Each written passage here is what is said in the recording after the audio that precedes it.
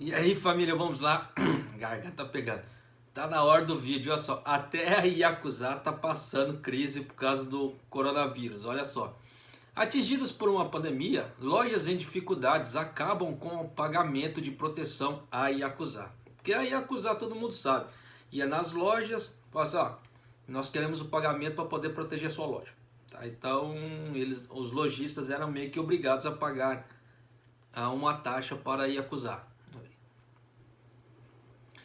Uma operadora de negócios de Tóquio está creditando em partes a pandemia por um fim à prática irritante de anos, pagar dinheiro para proteção, no caso assim, pagar para os yakuzas para ter proteção. Embora o dinheiro não tenha sido um impacto significativo em nossa condição financeira, achei que não deveria mais pagá-lo, disse ele. Estou aliviado por poder largar o vício. Cerca de 100 restaurantes e outras lojas na capital pararam de pagar taxas de Mikadimeiryō a sindicatos do crime entre janeiro e março, segundo o Departamento de Polícia Metropolitana. Cerca de 20 deles disseram que as vendas diminuídas causadas pela nova pandemia de coronavírus levaram às suas decisões. Muitas lojas devem estar lutando contra a crise do coronavírus, disse um funcionário da Polícia Metropolitana. Os gerentes de lojas forçados a pagar para os yakuzas devem primeiro consultar a polícia. Entregar dinheiro é o método tradicional de pagamento do Mikadimeiryō, mas muitas empresas também foram ameaçadas de comprar, e foram levadas assim a comprar água potável e vasos de plantas a preços exorbitantes de empresas afiliadas à Yakuza. Durante o período de férias do fim de ano, as empresas também são forçadas a comprar amuletos de boa sorte, chamados de kumade, e orçamentos é bom, né? Ornamentos tradicionais de ano novo com animais zodíacos por milhares a dezenas de milhares de ienes. No caso, daria dezenas a centenas de dólares. A polícia tem fortalecido o apoio a essas lojas, como patrulhar seus pontos de venda para que possam rejeitar as demandas dos bandidos sem medo de represálias. De acordo com a polícia, uma média anual de 390 a 510 lojas em Tóquio pararam de pagar o Mikadimeiryō ao longo de uma década, até 2020. O operador de uma loja vinha pagando a taxa há meio século. Rapaz, dá para você ter ideia, 50 anos ali pagando as taxas. Sob a lei anti-gangues, a polícia ordenou que os gangsters parassem de derrubar as empresas. Em casos maliciosos, os gangsters, no caso os yakuzas, foram presos sob suspeita de extorsão. A lei anti-yakuza de Tóquio proíbe que as lojas em áreas comerciais movimentadas em zonas designadas paguem o Mikadimeiryō.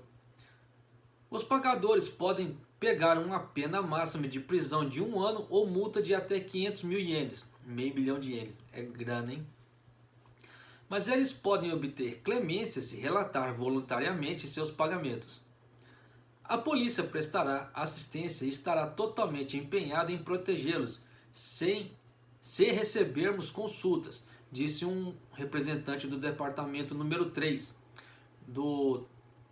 da Polícia Metropolitana contra o crime organizado. Gostaríamos que você tivesse coragem de nos contatar para que as gangues sejam eliminadas.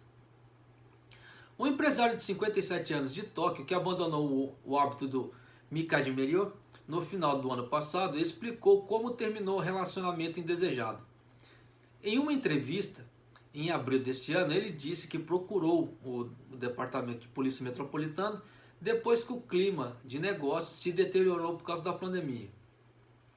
Ele disse que começou a pagar o Mikadimeiryō há 5 anos, depois que 2 homens grandes de meia idade, com um olhar maligno, apareceram em sua loja. Eles disseram para comprar um festão de palha, Shimekazari, para o ano novo por 20 mil ienes. Apesar de não se identificarem, o empresário disse estar convencido de que eram yakuza. Quando ele disse que não precisava do enfeite, os gangsters então o ameaçaram dizendo: Então você não se importa com o que vai acontecer aqui, né? Preocupado com seus clientes e funcionários, ele entregou 10 mil ienes aos membros da Yakuza. Os gangues então apareceram com o Shimikazari no final de cada ano, e o homem continuava pagando 10 mil ienes. Ele não queria entrar em contato com a polícia sozinho, temendo que a situação piorasse.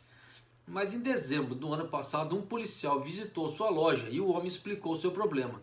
O oficial disse que deveria terminar o relacionamento, caso assim, parar de pagar. Como sua loja continuava gerando prejuízos com a pandemia, ele decidiu encerrar o pagamento aos yakuzas. Pouco depois, quando um yakuza apareceu, o empresário disse que estava procurando a ajuda da polícia. O gangster então não disse nada, virou de costas e saiu da sua loja. Ele nunca mais voltou, de acordo com o homem. Foi uma boa decisão pedir ajuda à polícia, disse o empresário. Qualquer um ficaria assustado ao tentar interromper os pagamentos. Trabalhar com outros residentes da comunidade para acabar com as relações levará à erradicação do Mikade Meryo. Então já dá para vocês terem ideia que até a Yakuza está em crise por causa do coronavírus, tá? Mas brincadeiras à parte, você vê que a prática de extorsão é complicada. E você vê que, ó, é coisa de anos, tá? Não é uma brincadeira de 1 ou 2 anos só. E você vê que o Yakuza ainda está tentando sobreviver no Japão. Está tentando, porque a polícia está tentando fazer a repressão. De qualquer maneira, você vê que ainda tem muitas pessoas que têm medo disso. Claro, tem que ter medo, porque existem as consequências, tá? E nem sempre a polícia está ali para poder proteger. Então, já sabe, né?